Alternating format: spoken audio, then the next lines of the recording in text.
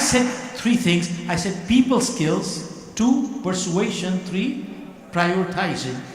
Persuasion means ability to influence, ability to convince, ability to negotiate, ability to sell. 4 things.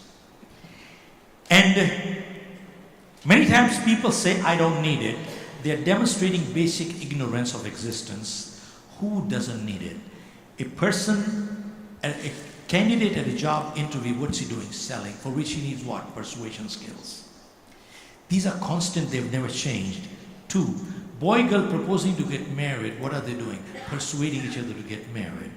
Politician giving speeches to get votes, what's he doing? Persuading. What am I doing in front of you right now?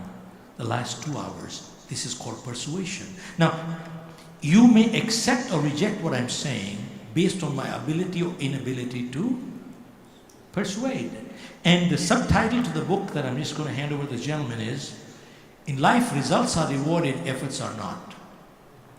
Which means we judge ourselves by our intentions, but the world judges us by our actions. Yes, no.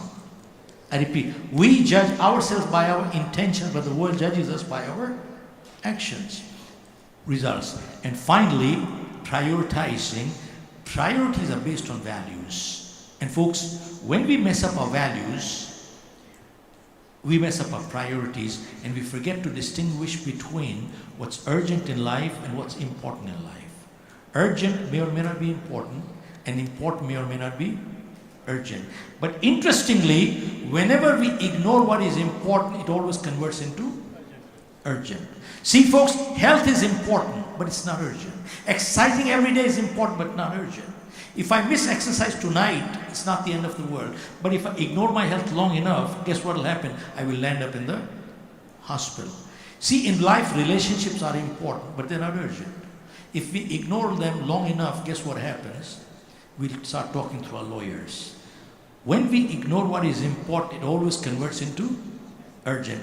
And finally, when we mess up our priorities, folks, people talk like this. Time flies, time flies. Folks, if time flies, then time must be an aeroplane. Yes, no. Now, if time is an aeroplane and we mess up our priorities, who's the pilot? Somebody else is. Because we messed up our priorities, we become passengers. If I'm the passenger, somebody else is the pilot. He gets on the mic, says, I have good news and bad news. The good news is, tailwinds are favoring us. We shall reach our destination 1 hour in advance. Bad news is, the navigation system just broke. We don't know where we're going. Now he says, don't worry. He comes to you in the passenger area and says, I have a parachute for you. Take this and jump. And you jump. And guess where you land? You land up in the middle of a jungle. It's pitch dark, 9 o'clock at night. Now, jungle has some rules. 10 o'clock, all the animals will come out and eat you up. And the only way to get out of this jungle is to run south. Now, in pitch dark, how do you know which is? At this time, miraculously, a salesman appears from nowhere. And he says to you, sir, I can sell you a watch. It'll tell you how much time you have left before you get eaten up. And you say, what good is the watch? But then he says, don't worry, in my other pocket I have a compass. Folks, it's a no-brainer. You will buy the compass, not the watch.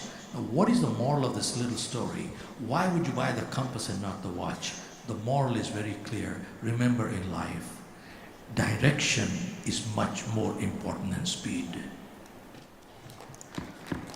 Folks, whenever we have to make a decision in life, let the compass be the guide, not the watch. Thank you very much. God bless.